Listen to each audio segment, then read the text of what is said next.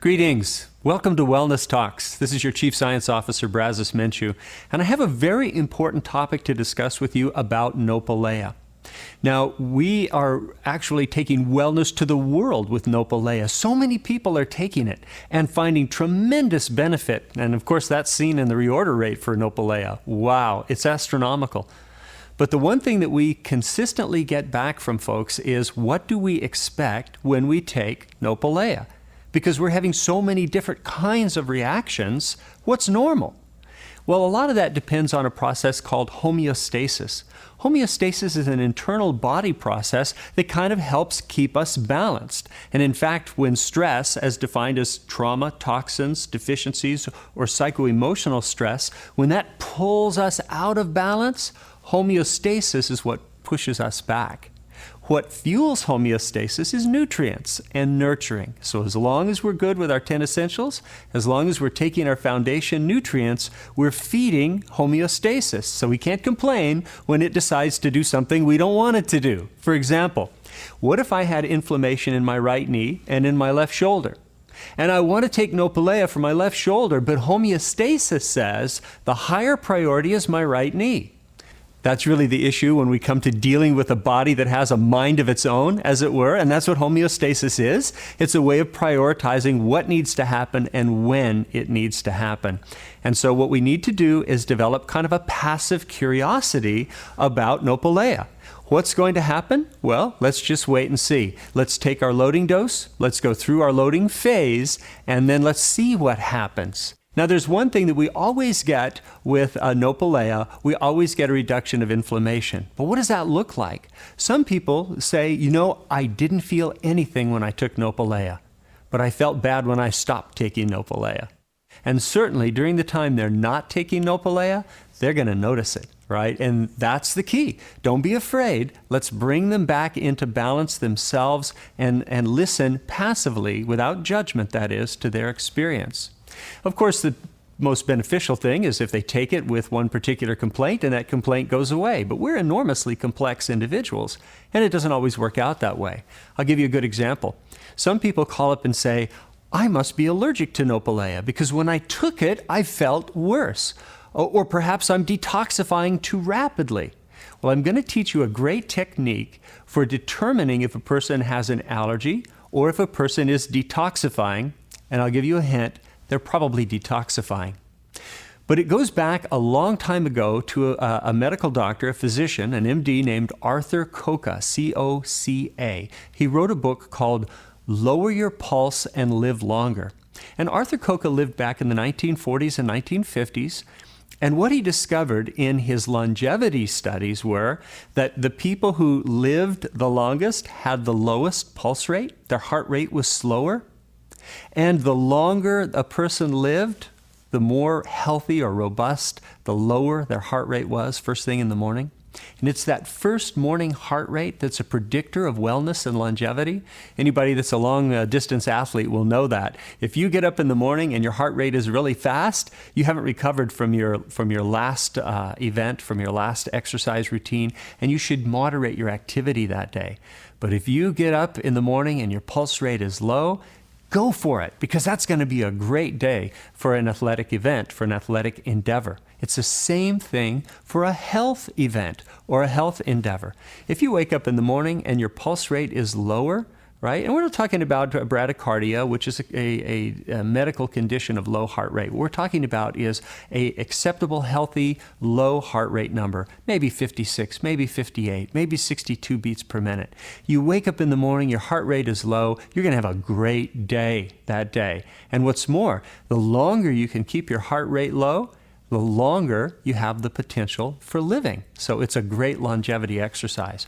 It's also a great exercise to determine if we're allergic to something. Because typically what happens if we're allergic, we have a histamine response, true? So if we get a pollen in our nose, we get all of this inflammation and we start sneezing and coughing and we get all the mucus. Well, you know what it's like.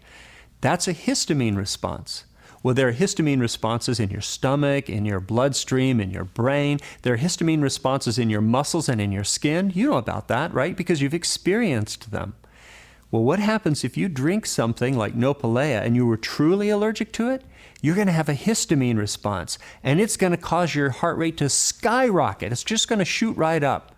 If you were to get up in the morning with a heart rate of 62 beats per minute and drink your Nopalea and you were truly allergic to it, expect to be at 76 beats per minute, 80 beats per minute, or even more within 5 minutes. That's what happens with an allergy. Your heart rate just absolutely skyrockets because that's the effect of histamine. And histamine is the chemical that mediates allergies, just like that's going on in your nose. Just imagine, if the inflammation in your nose and in your lungs and in your eyes and your ears, what if that was in your heart? What would your heart do? It would beat really fast. And that's exactly what happens.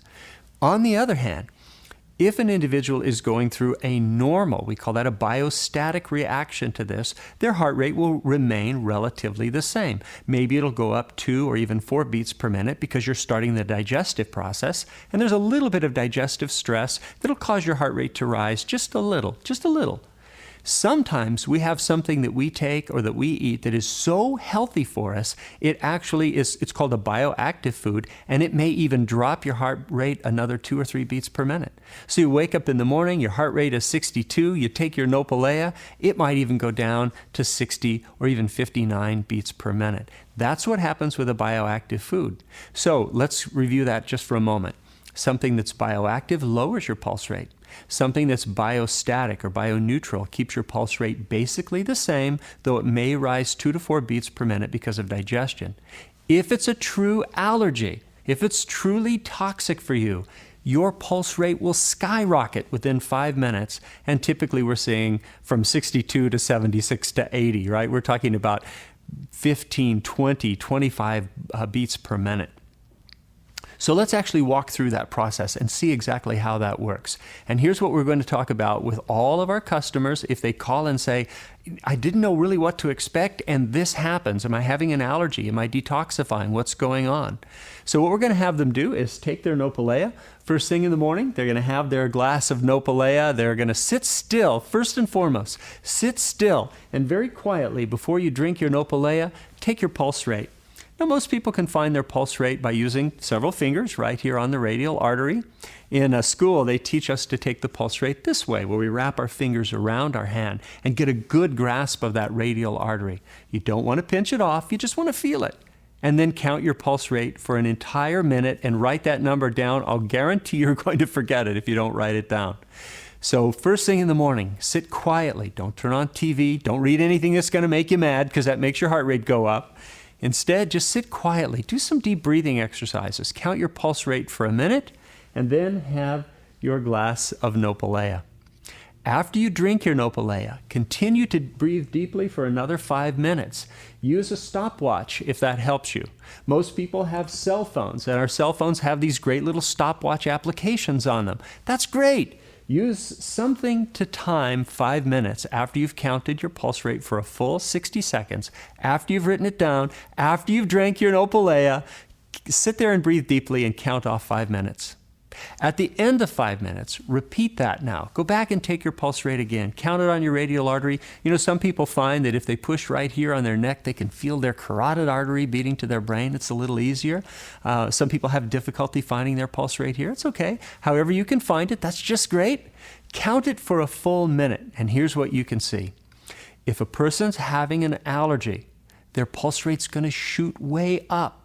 If that's the case, what they need to do with their Nopalea, if they want to continue to gain the benefit, is go through something called systematic desensitization, where they're going to take a glass of water and only a tablespoonful of Nopalea, and they're going to sip on that glass of water and Nopalea for about 3 weeks, and then repeat the test again. Typically, you'll desensitize anything you might be allergic to in Nopalea, and I can tell you, we've been doing this for a long time and I haven't seen an allergy yet, but it's possible. Anything's possible.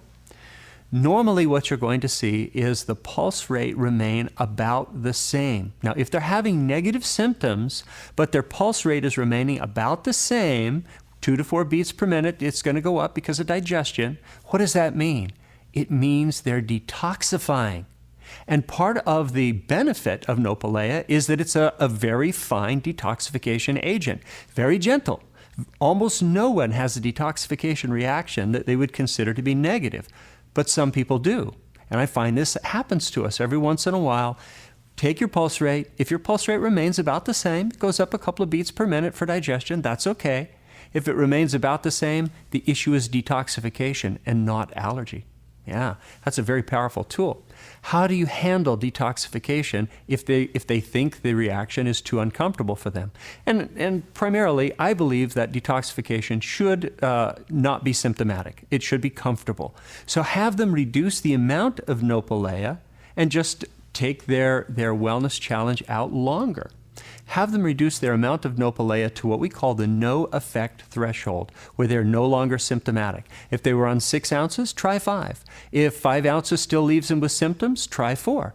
And continue to work your way down until you find your no-effect threshold. Stay there for at least 3 weeks, and then start working your way back up toward what you consider to be your optimum loading phase. Now, most people that we find are going to fit into that category. Some people that we find are actually going to have a lower pulse rate. What does that mean? Well, according to Dr. Arthur Koka, that can mean that we're actually adding to their longevity and their vitality. And that's what we really want to do as we bring wellness to the world. Well, I hope this helps you, and I hope this helps you within your own business to determine who may be having a good or a bad reaction. But remember, health is not about products. Wellness is about healthy habits practiced every single day. So today, we've learned a great new tool that can help us open the door for wellness, not only to the people around us, but for the whole world.